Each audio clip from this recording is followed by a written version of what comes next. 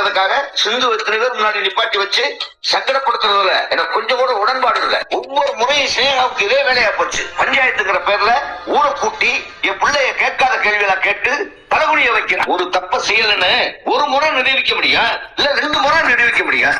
அதையே வாழ்க்கை முழுக்க நிரூபிக்கணும்னா அவ எப்படி வாழ முடியும்? இன்னொரு தடவை ஸ்னேகா உண்மையை நிரூபிக்கணும்னு கூட்டத்தை கூட்டி வந்து நிக்க கூடாது. இதுவே முதல்ல கடைசியுமா இருக்கு. நீ இப்ப எடுக்க போற முடிவுல ஸ்னேகா எந்த ஜென்மத்துக்கும் சிந்து வாழ்க்கையில குறிக்கிட கூடாது. என்ன பேசுற? கோர்ட்ல ஒருத்தனுக்கு தண்டனை கிடைக்கலன்னா சுப்ரீம் கோர்ட் வரைக்கும் அந்த வழக்கு எடுத்துட்டு போறது இல்லையா? கீழ்கோர்ட்ல கிடைக்காத நியாயம் சுப்ரீம் கோர்ட்ல எத்தனையோ பேருக்கு கிடைச்சது. அது மாதிரி சிந்து இது வரைக்கும் ஏதோ ஒரு பொய்ய சொல்லி தப்பிச்சுக்கிட்டு இருந்தா. இப்பதான் அவ வசமா மாட்டிக்கிட்டு நிக்கிறா. இருந்த சுள்ளானே அவனுக்கு எதிராக சாட்சி சொல்லி கூட சிந்துவுக்கு தண்டனை கிடைக்கலன்னா அதுக்கப்புறம் என் பொண்ணு ஸ்னேகாவுக்கு எப்பவுமே நியாயம் கிடைக்காது. இப்பவே இந்த நிமிஷமே சரியான தண்டனை கிடைக்கணும்.